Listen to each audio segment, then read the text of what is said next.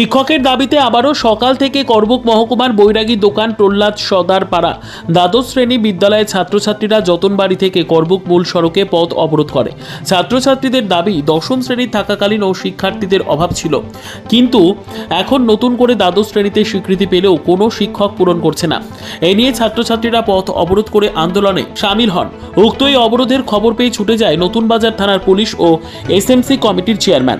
ঘটনাস্থলে গিয়ে ছাত্রছাত্রীদের সাথে কথা বললে ছাত্রছাত্রীরা জানান করবুক মহকুমার শিক্ষা আধিকারিক দামোদর ত্রিপুরা অবরোধস্থলে এসে ছাত্রছাত্রীদের দাবি মানতে হবে।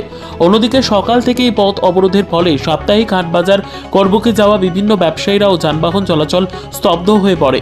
পরবর্তী সময়ে করবুক মহকুমার শিক্ষা আধিকারিক দামোদর ত্রিপুরা পথ অবরোধের খবর পেয়ে ঘটনাস্থলে ছুটে গিয়ে আন্দোলনকারী ছাত্রছাত্রীদের সাথে কথা বলে তাদেরকে লিখিত দেয়।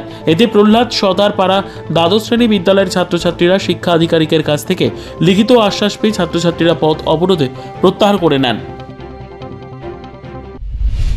আমরা শিক্ষক চাইতেছি, আমাদের স্কুলে কি শিক্ষকটা কম, বেশি নাই, কম, এর লাগে আমরা শিক্ষক চাই।